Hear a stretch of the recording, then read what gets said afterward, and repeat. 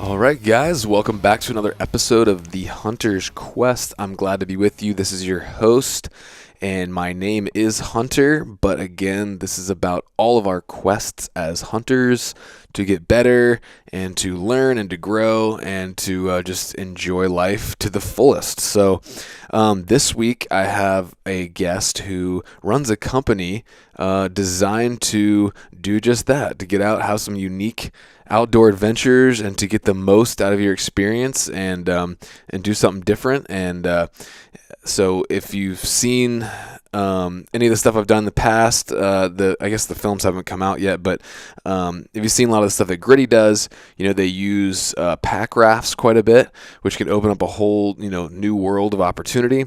And so I thought it'd be cool to sit down and have a conversation with Thor, who is the CEO of Alpacka Rafts. So I was fortunate enough to be able to try a alpaca raft out this year on my spring bear hunt, and I was really just impressed with just the maneuverability and the stability of the thing. I was kind of a little nervous about it at first, but as soon as I got paddling, it went very smoothly. So I thought it'd be cool, like I said, to get Thor on here, talk about alpaca rafts and just kind of the opportunities that pack rafts in general open up to public land hunters if you're willing to kind of grab that extra piece of gear. And it's pretty amazing that you can carry around something that weighs 5 pounds and is a fully functioning watercraft that can just open up tons of stuff that might get you away from other hunters a little bit more, or into some areas that you might not otherwise be able to get into. So this is a cool conversation. I hope you enjoy it. We also talk about Alaska quite a bit because he's an accomplished Alaskan hunter. So enjoy this episode with Thor Tingey from Alpacka Rafts. See you on the next one.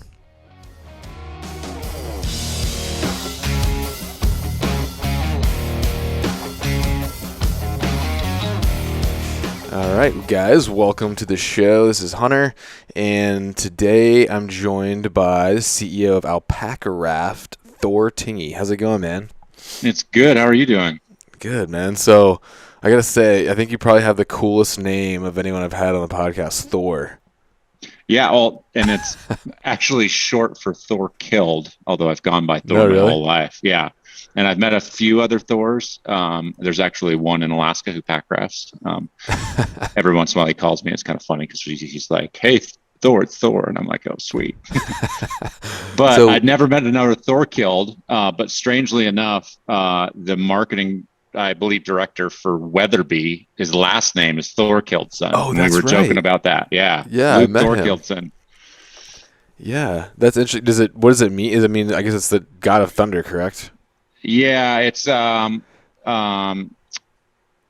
Killed is kind of, I don't quote me here, but I believe it's similar to like sen or son, or it's just a suffix for a familial relation to that. That's most common in Denmark, although it's kind of all over Scandinavia. Yeah. So were your parents into like Norse stuff? My dad studied linguistics in graduate school and actually spent 2 years in Finland. Okay, nice. Cool, man. I've met a couple of Finns. They're cool people. Yeah. They're fun. At least the ones I met were. But anyway, man, yeah, thanks for coming on. I own a alpaca raft, actually, and I used an alpaca raft for the first time ever this year.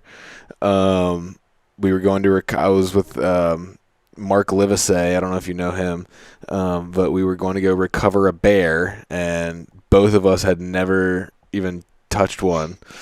And then I was like, so we were the rafts belonged to Ryan Lampers, and oh, I know Ryan. Yeah. Okay, so we were hunting with them, and like I said, me and Mark both had never touched one before.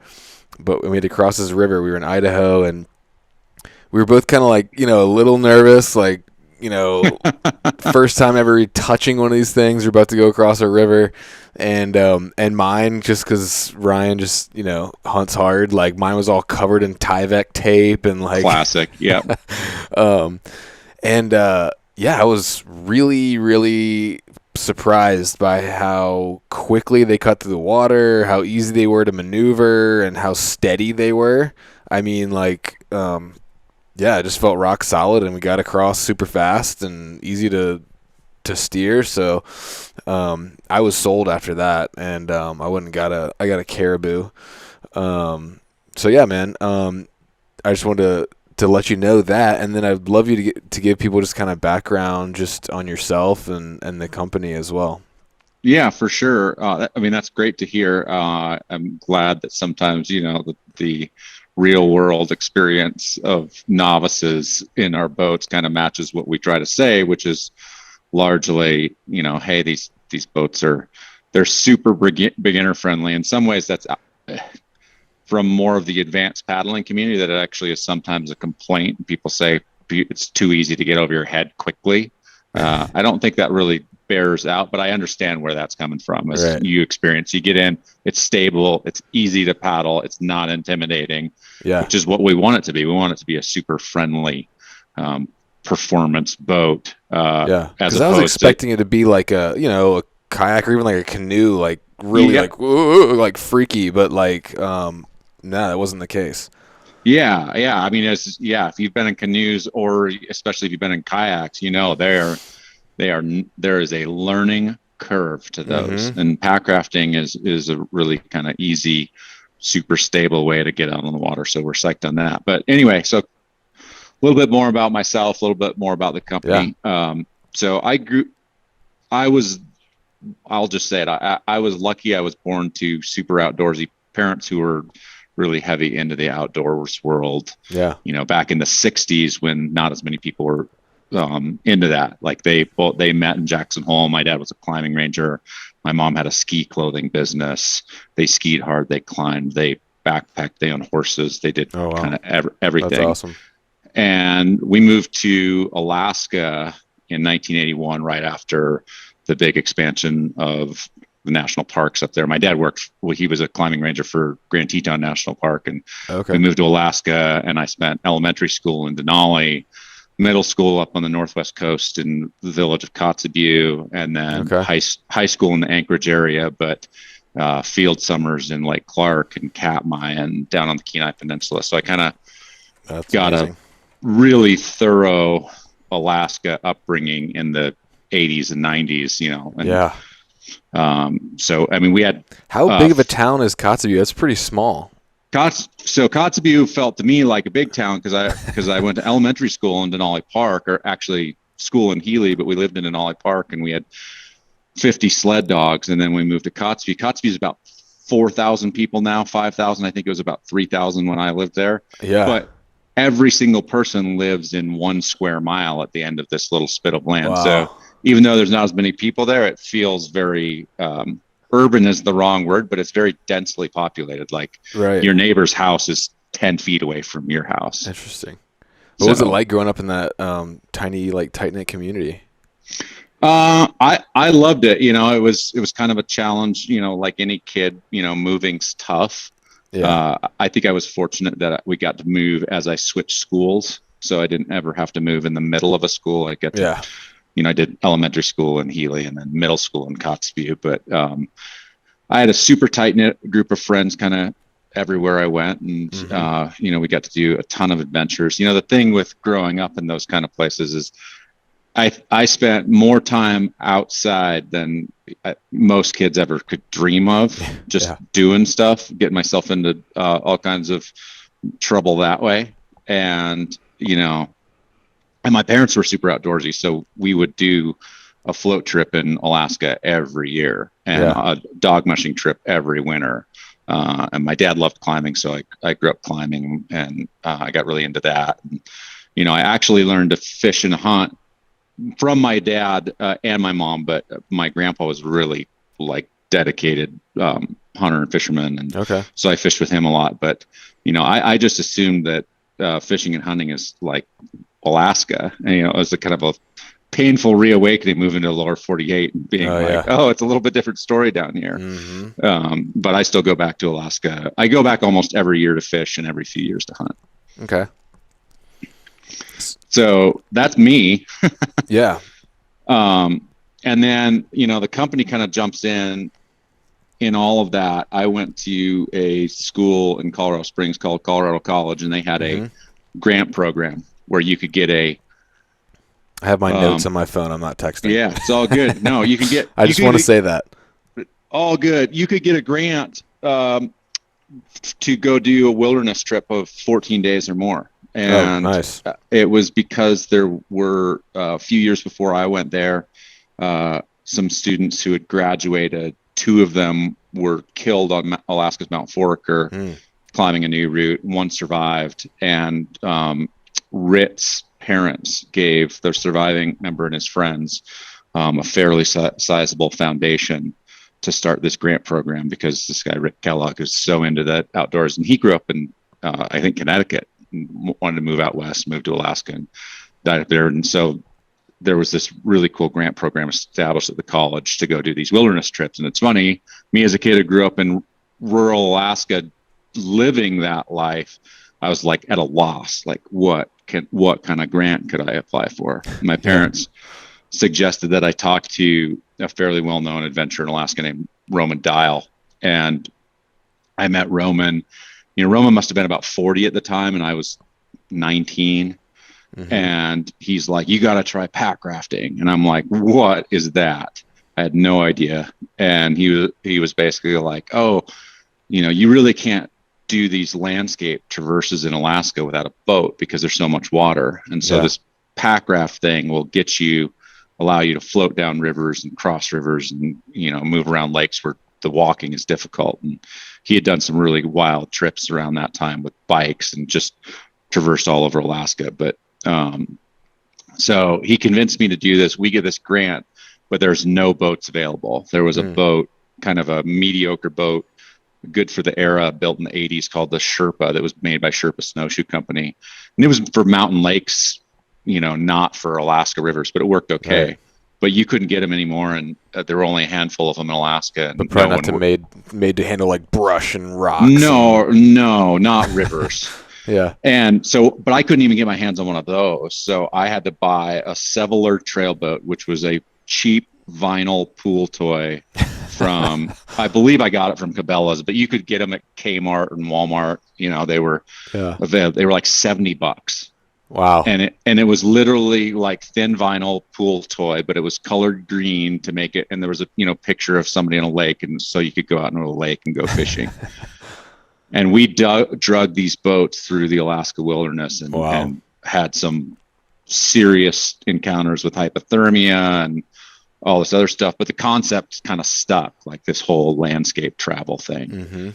And I got back from that trip. And then 2 years later, we did a second trip in the Brooks Range where we kind of designed our own route. And we went 700 miles in 40 days as 22-year-olds. And it was kind of this, light bulb experience, really influential on my life going through that. And it was super incredible, but the equipment was still woefully, inadequate for what we were doing. And my mom, I mentioned, had this ski clothing business in Jackson Hole in the 60s and 70s. And she had made dog mushing clothing in Alaska in the 80s and 90s. And she was kind of looking for something else to do. And she had been a whitewater kayaker, and she was like, well, I can make a boat. And so she started kind of attacking this project and said, what do you want it to be made out of? What do you want it to look like? And so I gave her kind of my parameters of what it needed to be. And this is 2000 to 2002. And that's kind of where the company started. And, we built our first prototypes, and it was like, hey, these are real boats. They can do backcountry trips. And so that's kind of where Alpacka started. And so it was kind of like most great inventions born out of necessity, kind of like for some of your own adventures. Were you aspiring to make a company and sell these things commercially, or was it just kind of like something that you could use? Honestly, I think my mom was aspiring to make a company because she was kind of getting to empty nest, and she'd always been an entrepreneur, and she had some more energy and stuff like that. And that was a big thing for her.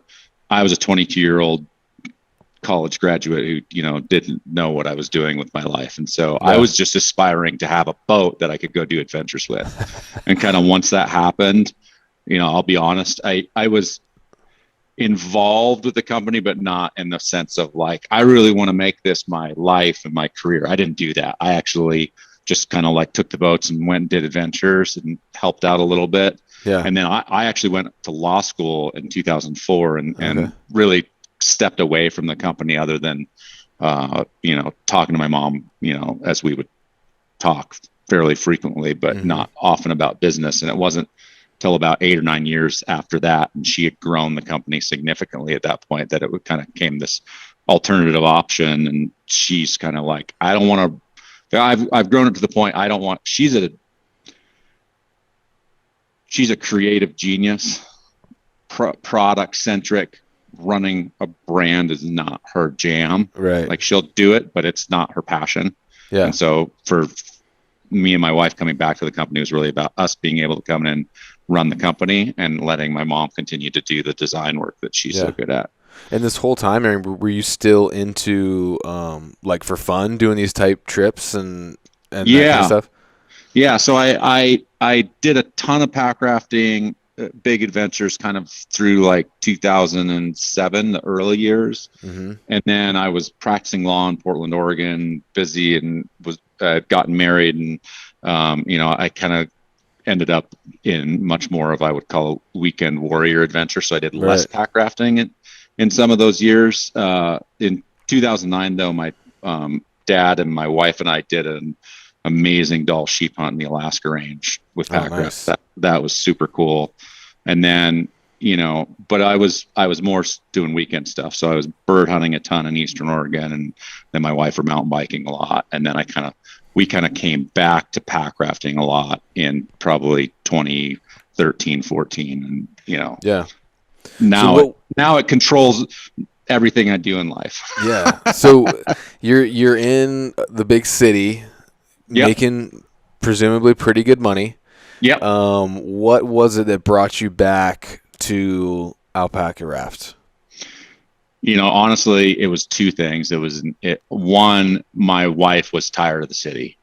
She'd grown up in Anchorage, which is a city, but she grew up outside of town, had moose and everything in her backyard. And was kind of over it. And she was working at Nike, and 45-minute commute each way. And she was just like, I don't want to do this forever. And, not many people say this, but I actually really enjoyed practicing law. But I got a bad head injury in 2017. But I wasn't riding a bike. I was actually working in my garage on a bicycle. I had a big accident, and that really shifted my ability to kind of practice law on a day-to-day basis, because I went through a long period of time where I kind of struggled with the mental side of things and brain fog and post-concussion syndrome stuff. And, that kind of, I would say that pushed me away more than anything. And suddenly there was this opportunity to come to this business. And the funny reality is I definitely work more now than I did practicing law, but because we run things, I have more control. So I get more, and I've massively improved my health since then, but I still, if I were to fall and hit my head and kind of like have a relapse a little bit, like I can take a week off of work, and I don't have clients that are frustrated with that. Staff and stuff take good care of me, and we try to take good care of them. That's interesting, man. So I had a brain or head injury myself. Like in college, I was longboarding down basically a mountain, and I started to like get the speed wobbles, and I'm like, all right, I'm not gonna make it. So I was trying to get to the end to like bail off and roll like out into the grass, and I stepped off the board like a foot too soon, and just straight on the curb, like right here on my eye socket. Broke my eye socket, my nose in 2 places, horrible concussion. And yeah, dude, I was like depressed for like a month after that, and like did really bad on my exams. It was like exam, and like I felt like it like for a while it like sort of changed me a little bit. Did you experience some of that? I had pretty much exactly that. I had one significant one before, and what happened to me is I was trying to remove this really thin aluminum nut on the top of a suspension fork, and I was in a rush, and so I kind of didn't normally take the fork out of the off the bike, put it in a stand to do that work. But I had the bike in the stand, I was just going to take it off. And so I was pushing, I thought I was being smart, and I'm pushing away from myself with the crescent wrench. And I'm holding onto the handlebars, and like this thing was really stuck on tight, and at full force, the wrench slipped. And so all my body weight pushing on those handlebars swung the bars around, and the metal brake level handlebar hit me right in the bridge of the nose, right underneath. Yeah. Head snapped back, double black eyes. And I thought it'd be fine for about 2 weeks, and then I just started to go downhill. And I went through terrible bout of insomnia. Like, I think I went 22 days without sleep. And oh my gosh, that's enough to make you lose your mind right there. It really was. And I was a pretty miserable person. And, I ended up getting a lot of, I was fortunate to get some really good physical and cognitive therapy that kind of helped me through it. But it was at least a year before I was, felt I would describe it as human again. And then, we're now 8-9 years out, and my day-to-day life doesn't bother me at all anymore. But definitely if I take a hard fall, like I still love to mountain bike, but if I go off the bike, that's not a good day. Gotta be careful. So obviously, injuries are not good. No one likes to get hurt, and that was a bad experience. But are you glad that there was something, or maybe it's kind of weird to say, but are you glad that there was like a catalyst that like put you into kind of living this life as opposed to, or do you wish you were back still in Portland practicing law? No. This is definitely the better life. My wife and I both love living in rural West. It's taken us some time to get used to the desert. That's kind of, growing up in Alaska and in the Northwest is I do love the sun, but definitely like there are times where I'm like, could just handle a little bit more rain, a little bit more moisture here. But I feel that. No, we love living out here.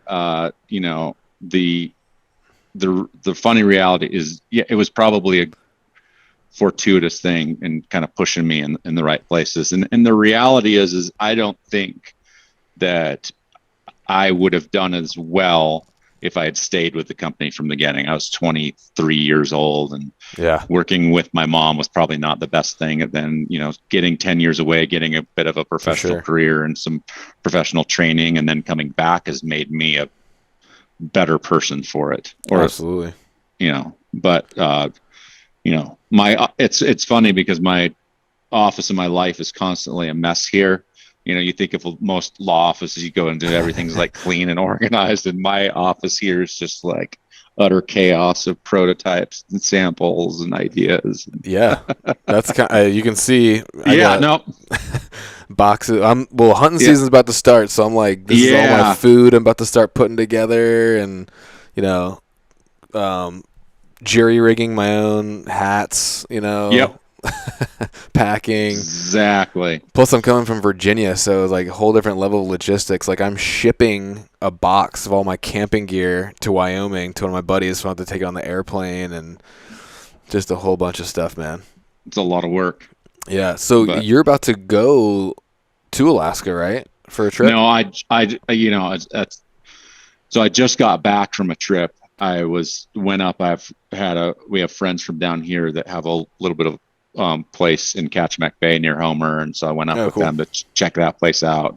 Where I was supposed to be there and have a super fun week there, and then I was supposed to go out and do a pack raft trip fishing for kind of big fall rainbows on a river in western Alaska, and my partner got COVID the day we were supposed to fly to Bethel, and I was, it was a tough call because I was kind of like a little bit. I was like, I could have gone on my own, but originally kind of a plan for 2 people. So I had a 2-person pack raft, and then I didn't bring a bear fence. And I was just kind of like, I don't know if I really want to do a solo trip on a river that nobody's done in like 3-4 years. Yeah. With a 2-person boat with no overnight bear protection. I was like, I'm not being super smart about it. Yeah, and the weather was terrible. I think the fact that the weather was terrible and already had me a little bit like, it was a little easier to call it and go home, and then I was like, I haven't had COVID yet, and I was like, I'm not too worried about getting it, but I'm just like, I don't even want to get a cold in the backcountry, and the last thing I want to do is be sitting there with a fever, because I just would I'd just be bored and frustrated sitting in the tent, while I should be fishing, and I'm just like, it's miserable and wet outside. I'm just going to sit in here and drink hot Gatorade and wait for this to go away. That would be So miserable. I ended up coming home. So that was kind of a missed trip, which those happen. It's been a while since I've had one. But archery elk here starts Friday, so nice. Kind of getting ready for that. Nice, man. So when did you started hunting as a child? Started hunting as a child. I really got into fishing.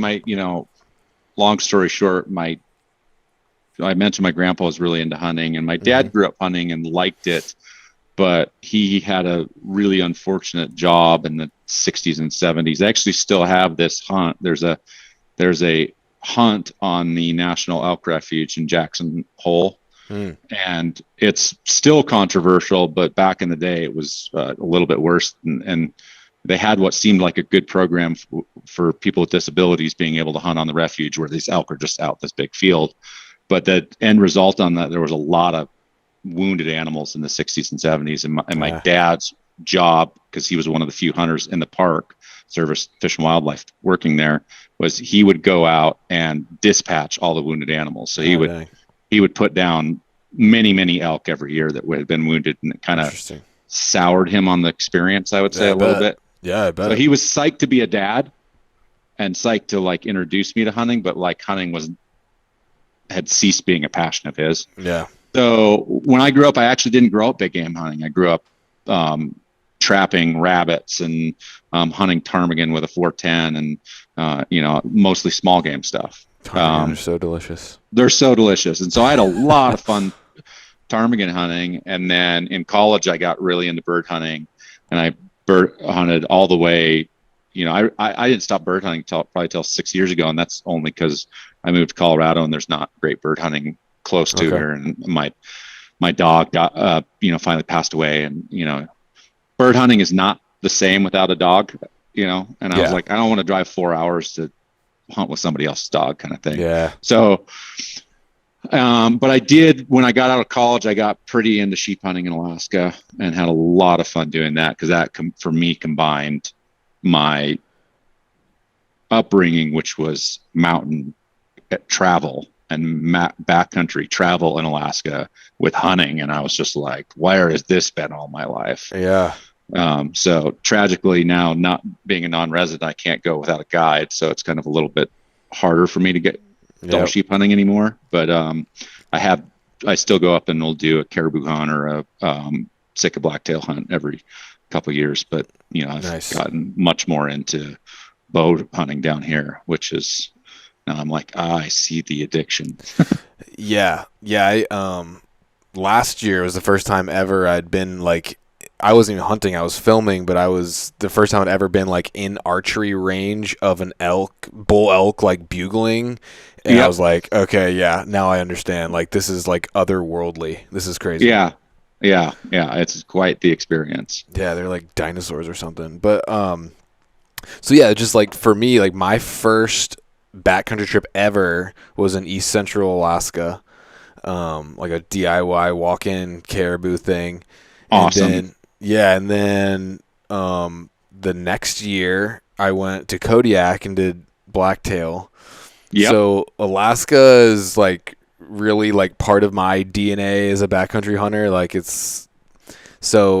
I got a chance. There's a hunt consultant that I knew, and I was just kind of putting feelers out about sheep and stuff, and he's like, well, I know a really good outfit that's got a cancellation for 23. He's like, but you got to jump on it or it's gone. And I'm like, it's not getting any cheaper. So I grabbed it. So I'm actually going to do a Alaska range sheep hunt in 23. So Incredible. Talk to me a little bit about that hunt, man. Yeah. So my dad had a remarkable knack for drawing difficult permits. I don't know. It's just, it's funny. In all the years that I've kind of been in Alaska hunting, I know it's not rigged, but I also am there's a surprising number of people who successfully draw really difficult to draw hunts in Alaska frequently. Mm-hmm. And my dad just happened to be one of them. I know our marketing director, Emily, Uh-huh. moved up to Alaska a year ago, and so they just got eligible this year to apply for tags or whatever. Her first year, she draws a super hard to draw Chugach doll sheep tag. Oh my gosh. He draws a bison tag. Oh my gosh. and then her husband drew a Kodiak brown bear tag. Wow. And I'm just like, what? Like, dang, dude. I've never drawn a tag in Alaska, and they're all random, so there's no points. Yep. It's just all random lottery, Yeah, I've been trying to get that Raspberry Island elk tag for a while. Oh, that looks so cool. Yeah. So anyway, my dad and I applied as a party hunt and drew Delta controlled use area. Oh, nice. And which was an awesome tag. And we did a lot of research trying to figure out, how our pack raft's going to make this better. Yeah. How to use that to your advantage. Yeah. And one of the cool things about the Delta unit in particular is that it's the first season there is no horse, no plane, no motorized. So that's kind of a key, nice benefit of pack rafting. Yeah. And so we kind of looked for various different rivers, and there are a handful of them where we were like, okay, if we go in here, we can go in further because getting out won't be as difficult. Yeah. Because we can float everything out. And so my dad, my wife, and I hiked in about 24 miles. And so we got way away from where anybody else was hunting.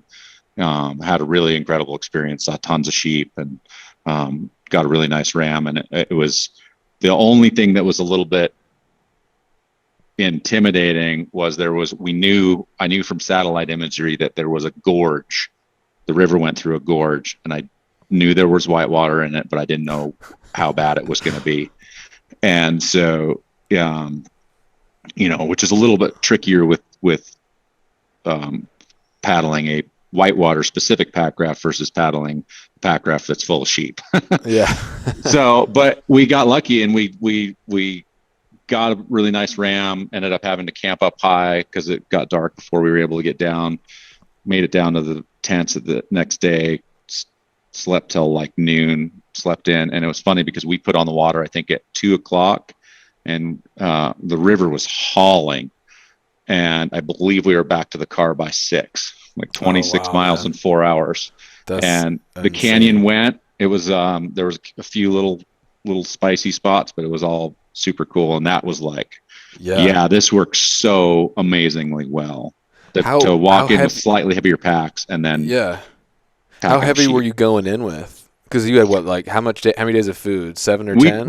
We took in 8 days of food. 8 days of food. I bet I had a 65, 70 pound pack. 18 pounds of food. 18, 20 pounds of food. Yeah, at least probably 20 pounds. Raft was how much?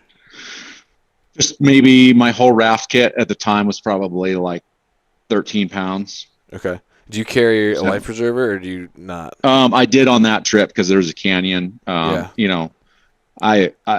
I pretty much always take a PFD. The only time I don't is if I know it's going to be like a pier fishing trip on shallow flat water. Right. And from the company perspective, we tell everybody always to wear a PFD. But right. The reality of what I do personally is I wear a rescue PFD in whitewater. I always wear a PFD. I'm going to be on some unknown, especially a swift water river system. Yeah. The only time I don't bring them is, there's a handful of rivers in Western Alaska that are never deeper than 2.5 feet. And 80% of my time, I'm actually not floating. Mm-hmm. I'm actually got my boat loaded up with all my gear for the day. And I'm walking down the river, fly fishing the whole way. Yeah. And it's like I have a little sledge of gear. And then every once in a while I'll float through a mile of flat water. Yeah, man, this is getting me stoked. I wish I was going up there this year, but okay, so I'm going up there in 23. It's a 10-day hunt with Rogue Expeditions. I don't know if you've heard of them or not, but I haven't. But anyway, I'm like toying with the idea because I'm in content creation and stuff, so it's like you got to get as much bang for your buck as you can, going all the way up there.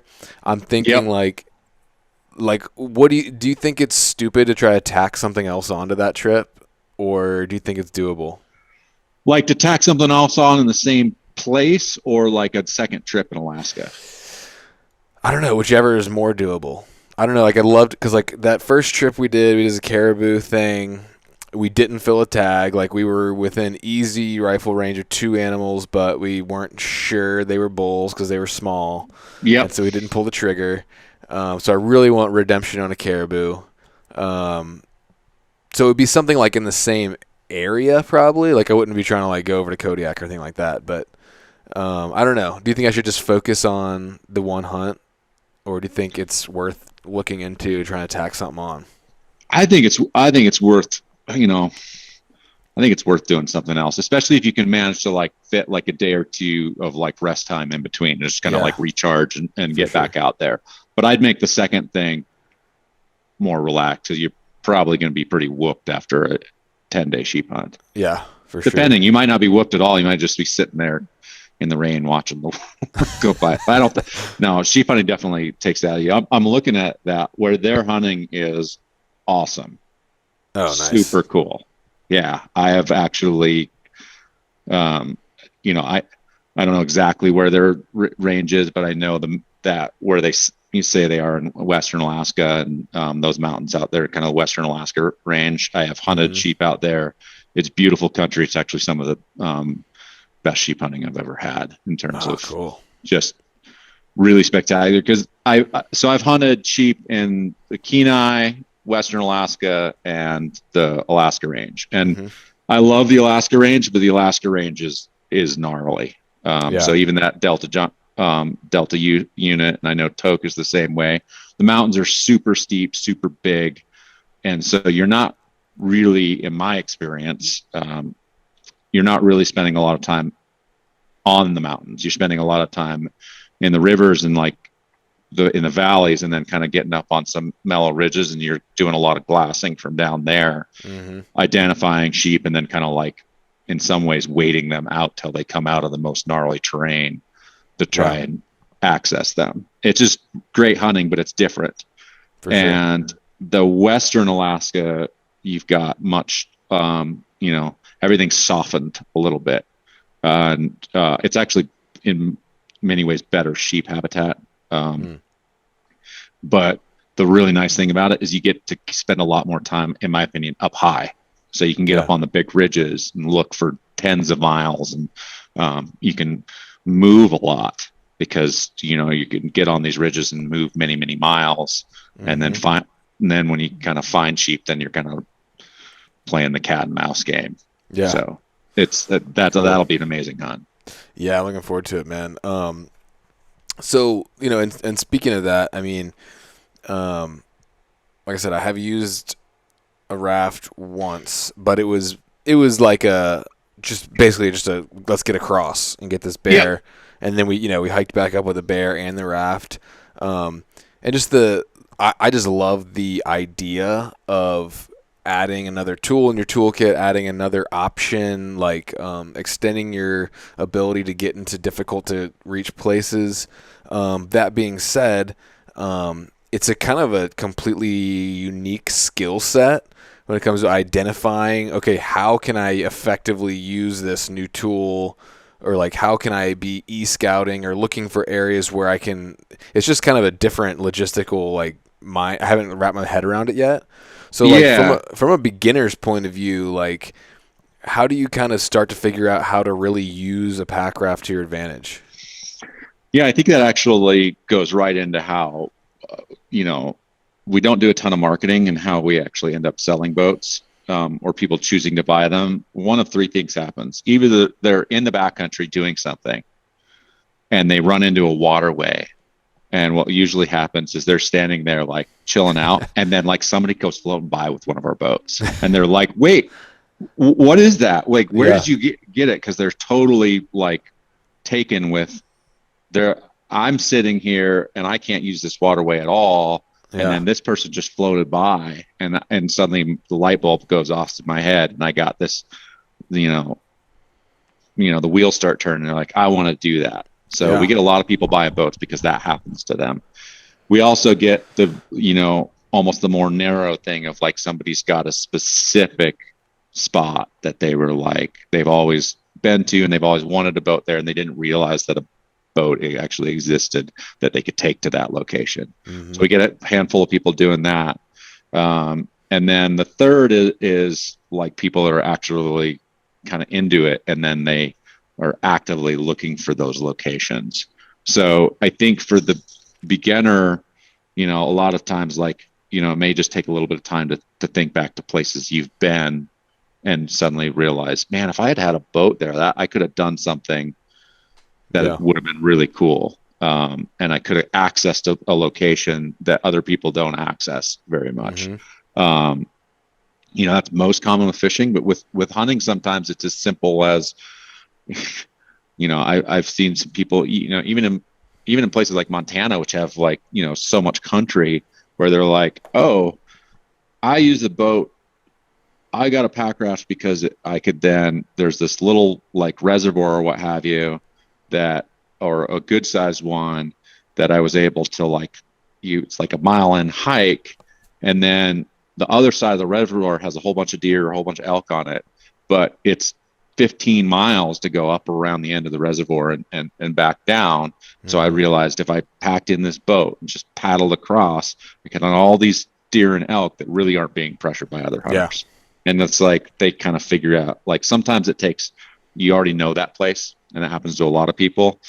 I think once you kind of jump into the land of like, okay, I have the boat, now I want to make it work for a specific hunt, that takes time and research, just like I think all good public land hunting takes time and research and difficulty to figure it out. I will say that Alaska is far and away the easiest place to do that, because you just kind of figure out. Most of the rivers in Alaska are quite floatable, quite accessible, and just being able to go in with a boat gives you options. Yeah. And especially going into the pack raft gives you more options because float hunting's been a thing in Alaska forever.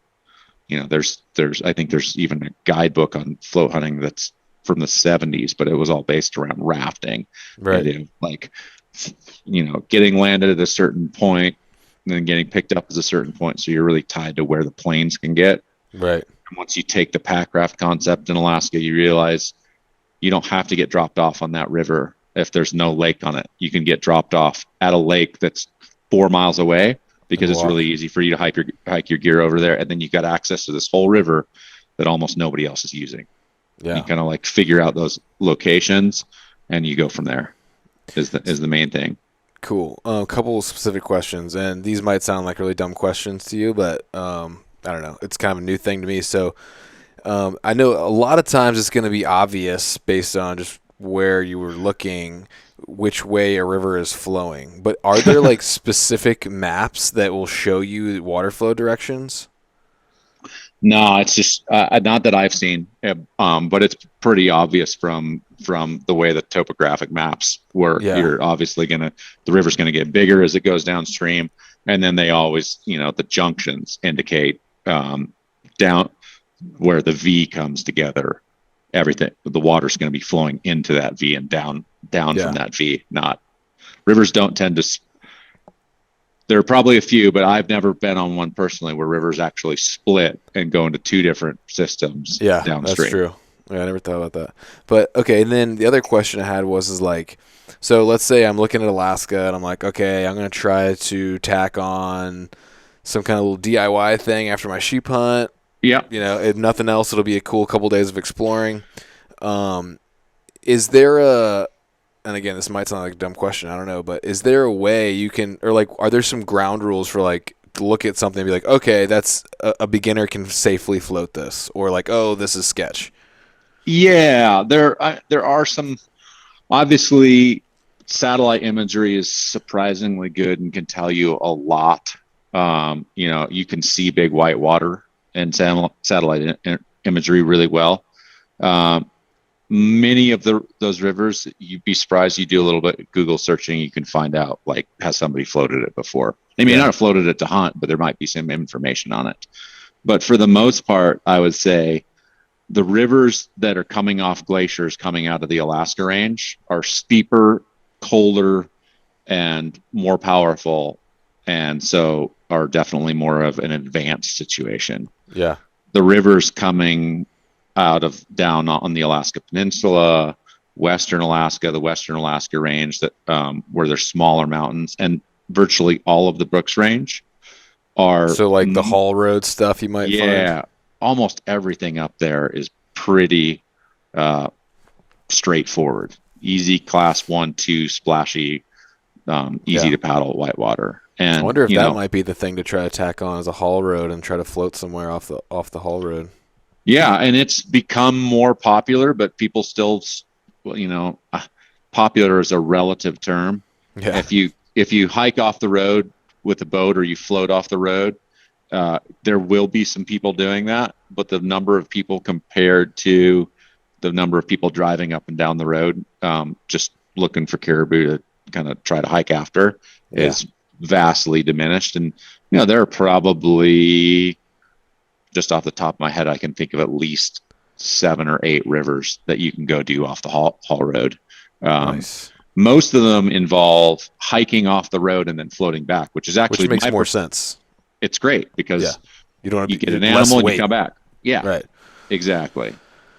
Interesting. That's a great hunt. I've done that hunt.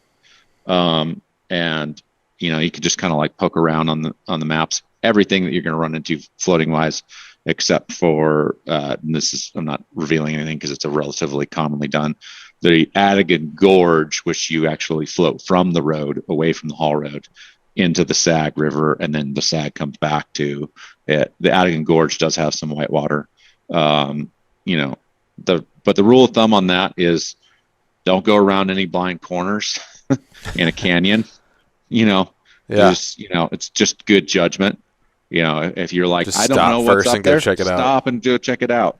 Yeah. If you can see ahead and you still have exit possibilities, then don't worry about it. You can always pull over and get out and walk around. One of the really amazing things about pack rafting is portaging is super, super possible and actually relatively easy. I often joke. So the Stikine River in British Columbia is considered one of the world's most difficult and test pieces for whitewater kayaking. Like the best kayakers in the world go there to kind of prove themselves.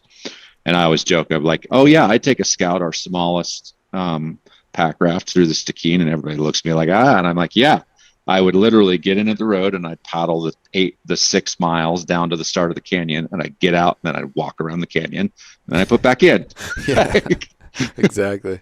I wouldn't go near that whitewater, but I could easily take a pack raft through there because I can get out, walk up to the rim of the canyon and walk through it. Yeah. And the beautiful thing about it is if you're walking in and floating out is you can just look and be like, you can just scout out your river and say, okay, this is, what you're up against on the way out. Exactly. That's a really good hunt though. Super fun. You can do it you can do it crazy DIY by catching the shuttle up. That's kind of pain to get an animal back, or you can rent a car in Fairbanks and drive up there. There's also, you can do some really cool DIY stuff up there and save half the cost by flying in and then floating out. So there's some cool options from there. And there's a handful of there's some flight service operations on the south side of the range, but during hunting season there's actually a couple right up off the haul road that are Super Cub flights, and they're typically taking some sheep hunters in, but they're also taking a bunch of caribou hunters in, but they're typically taking people with full-size rafts, and they're kind of like, those guys are kind of pinned down on where they can go. Yeah. But if you're like, hey, I get a pack raft, I just, let's go drop off on some little more remote gravel bar, and I'll do a mix of hiking and adventuring to kind of get back to the river and check out caribou and then float my way back. Nice. So there's good stuff up there. You got my gears turning big time, dude. Like, this is probably going to have to happen.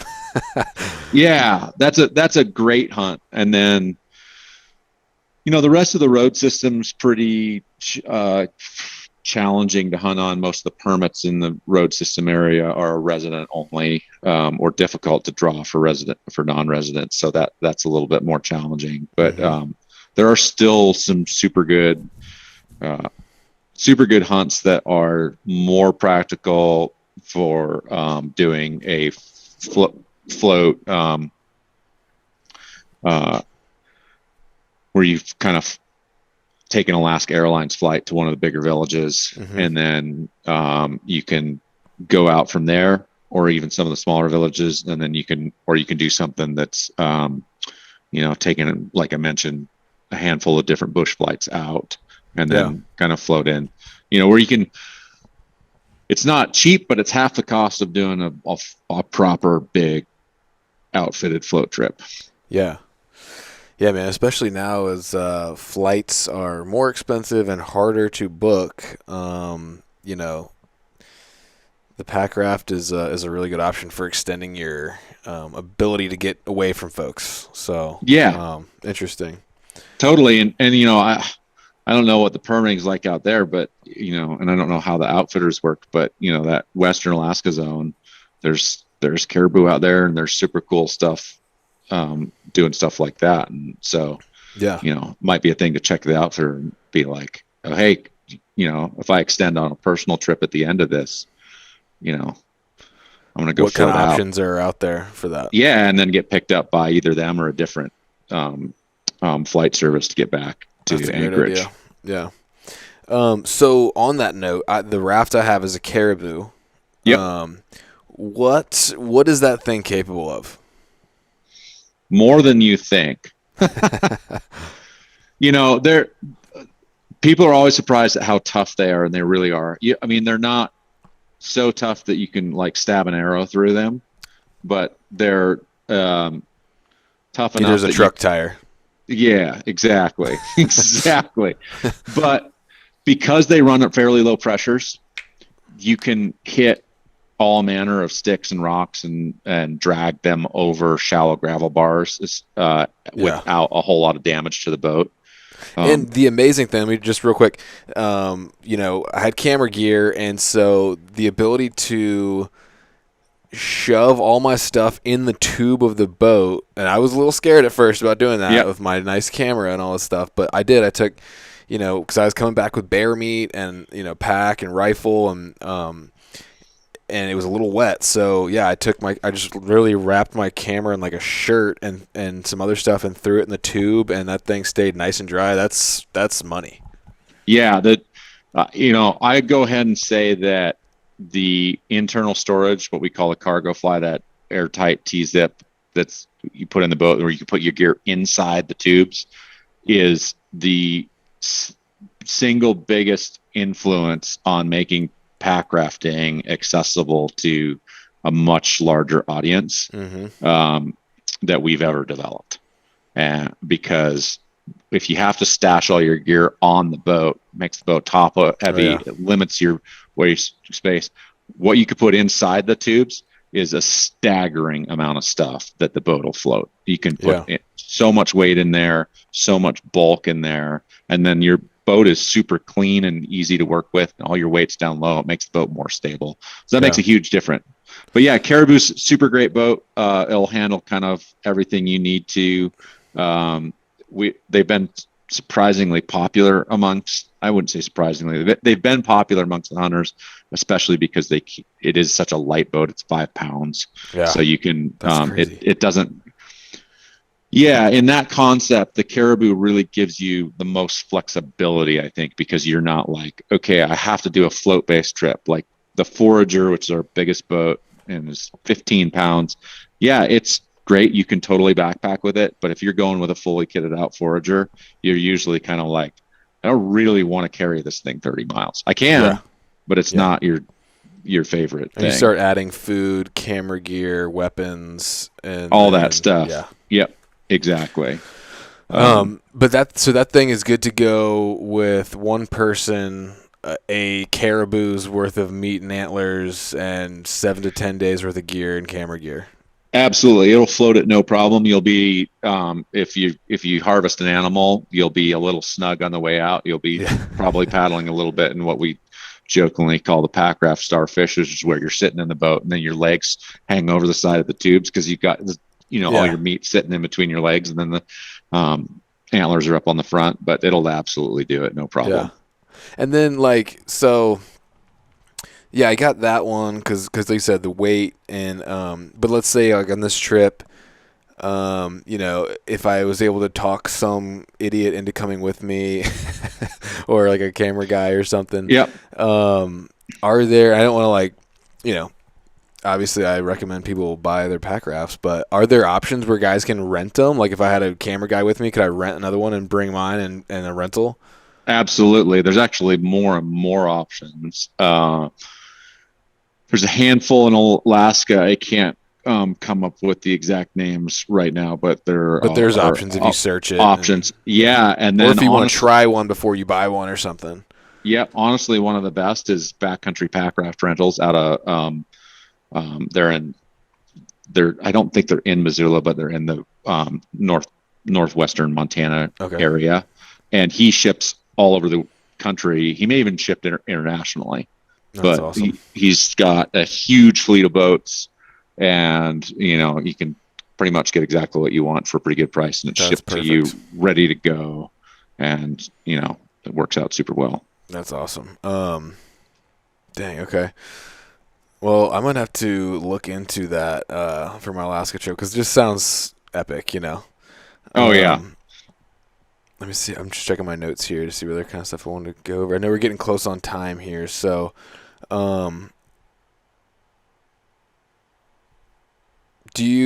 Okay, I got 2 questions. I don't know which way to go on this. How are you doing on time, by the way? I'm great. I got nothing. Okay.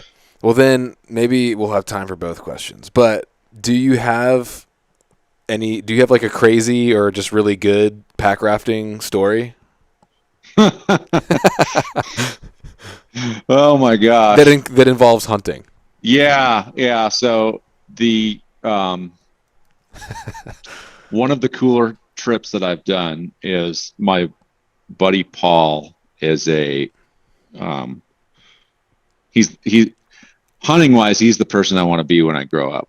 I'll openly admit I'm a pretty good bird hunter, but I'm a pretty I love big game hunting. I'm not exactly, nobody should look to me for inspiration on like how good I am at hunting. But my buddy Paul is exactly that guy. He's like, he just sent me a note that he had shot a really old, beautiful ram with his longbow in Alaska. And wow. He doesn't hunt with anything other than a traditional bow. And he's harvested more than a handful of doll rams, nearly a goat every year, sheep every year, moose. Like wow. He's incredible. Anyway, he invited me to go down to Kodiak and go hunting there. And he. What species? Blacktail. Okay, cool. That's such a fun hunt. Such a fun hunt. So, and he's super good buddies with one of the pilots down there. And the pilot was like, I got this place I want to take you guys to. Which pilot? Taj. Oh, okay. I only know one. Taj Shoemaker with Island Air. Okay. And Taj is like, I got Roland. You know him? Okay. I don't know him. No. Okay. So Taj is like, I got a place I want to take you. I want to take guys in there. I trust you guys to go in there. Super like skinny headwaters river. I don't know anybody that's floated it in the last 20 years. Don't know what you're going to find there.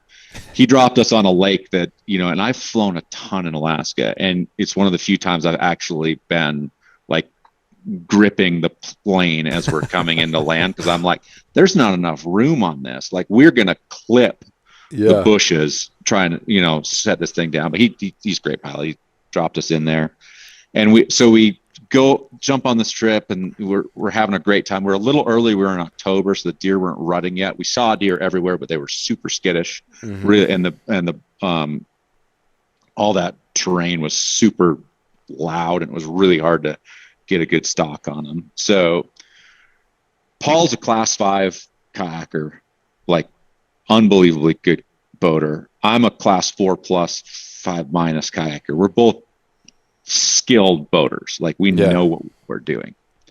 And we're on this river that couldn't have been 15 feet wide. And we're paddling down this thing. And, we're in Kodiak on a 12-day hunt in October.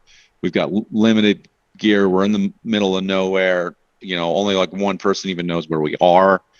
And we are, I said, for safety's sake, be careful. Don't go around any corners that are sketchy, anything like that. And sure enough, here Paul and I are bombing down this thing. It's a flat water river, but we're bombing down this thing, but it's really tight and twisty, checking things out. And we'd had a handful of like really tight spots where there was like a big willow bush that had fallen over in the river and you could barely skirt the edge of it. And I'm like 200 yards ahead of Paul. And I come around this corner and I'm like, oh, there's another willow across the river. And we're like, I don't want to get out of the boat. And so I'm like, I'll be able to get through it. So I'm like skirting the edge and there's this like stick sticking out over the river. And I'm like, I'll be able to just push that out of the way because sometimes you can do that with willows. And I misjudged the speed of the current, misjudged everything. And I was like Wile E. Coyote. I mean, just like boat went under and I just like stayed onto the stick, got tipped out. Oh, no way. Ass over tea kettle, upside down, head in the water, came up totally soaking wet. My boat's continuing downstream. I'm running after my boat, like tackle it. Fortunately, my boat didn't flip because my bow was unsecured. Everything was unsecured. Oh my gosh. It was total horrible rookie move from a pretty experienced person. And then I managed to finally like, swan dive onto my boat, grab it, and I'm stopped. And I literally turn around to see Paul doing the exact same. Oh no. So it was a pretty comical thing for what should be two super experienced backcountry travelers. Did you have to get out and like get a fire going and warm up? And... I mean, it was one of the wettest trips I have ever done. There was almost no fire to be had. I just ended up having to like dry out gear inside the tent over the next like couple days. And, oh my gosh. I will say that my experiences growing up in Alaska, and especially my experiences when I was first starting to pack raft in my early 20s with no PFD, really bad boats, no safety gear, no dry suit, that I'm better at suffering wet and cold than most people. That's good. So we kind of just suffered wet and cold for a few days until we dry. We got a dry day and we dried out. I hiked up to a ridge, got all of our Gore-Tex off, and just hiked along a ridge for about 3 miles to. Wow. We Did just you kill any deer? Everything. We did. I ended up killing a pretty small buck, but I was still super psyched at it. And I think Paul was just being generous to me and let me hunt for the first 9 days, because as soon as I killed mine, I watched him like open ground, belly crawl stalk a really nice mature buck for about 600 yards. And I couldn't, because I watched the whole thing with a spotting scope. Oh, wow. And it was just like, I'm like crawling through bushes and I can't get close to these deer. And he's like open ground stalks this thing to 30 yards and stands up and shoots it. And I was just like, okay, that's how you do it. That's amazing, dude. It was an incredible hunt then. Yeah, we did that one in August, and way up high in the Alpine. It was a lot of fun, man. Yeah, they're all in velvet still then, probably. Yeah, super cool. The first one we shot was in velvet, and then me and my buddy like doubled up on the last day, and they were both hard horned. Okay. Yeah, but it was amazing. I can't wait to go back there, man. Yeah, such a cool spot. I want to. That's a hunt I really want to go back and do again. Yeah, you should try it in August, man. It's pretty cool. Okay. It's like almost like a poor man's sheep hunt. You're up there. Yeah. Oh, it's perfect. We were in a goat lake, actually. Like the pilot was like, I usually take goat hunters here. Yeah. Have you done? Did you see many goats? In the plain we did, but not. Yeah. Not hunting. On foot. Mm-mm. Yeah. Yeah. It was crazy. I heard the goat hunting is incredible there. Yeah. You haven't done it yet? No, I have not. Yeah. You got any other? You said you got archery elk. Any other adventures coming up this year? Or? I have an archery elk hunt. That's I'll be going out later this week, and then I've got a rifle cow elk hunt, kind of the meat hunt that I in northern New Mexico that normally my wife does, but she's going to be at home with the kid this year, and so I'm going out to do that. That'll be in October. And then I don't have any other hunts planned right now. I would try to get a Montana tag. Didn't draw it this year, so I'll get it next year. deer tag or elk. Okay. Montana elk tag. And then I was had talked about doing a caribou hunt in Alaska, and that's probably what I should have done when this other trip fell through. Is I probably should have just gone up north, but I didn't have any hunting gear with me, so I was kind of like, ugh. Oh well, it's always next year. Yeah, it had been gray and wet for a week, and Alaska can do that to you. Oh, it can. It definitely can. Well, cool, man. This has been fun chatting with you, man. There's a few more questions I wanted to ask about the company, but it's okay. I mean, hunting is more interesting anyway. But I appreciate your time. And where can folks find out more about Alpacka Rafts and all that good stuff? On our website, alpackaraft.com, it's probably got the best, the most comprehensive information, and, or give us a call. The girls that work over in customer service are super knowledgeable, super helpful. Yeah. I think I called when I was looking at mine and just asked them a couple questions, and they were pretty cool. Just answered all the questions. Yeah. They know the boats well. And, even if, they don't hunt a lot themselves, like they get enough questions and they talk to those of us that hunt here, they'll be pretty knowledgeable about what the boats can carry and kind of what fits best for your situation. Absolutely. All right, man. Well, cool. Thanks again. I appreciate your time, dude. It was good talking to you. Yeah, appreciate it.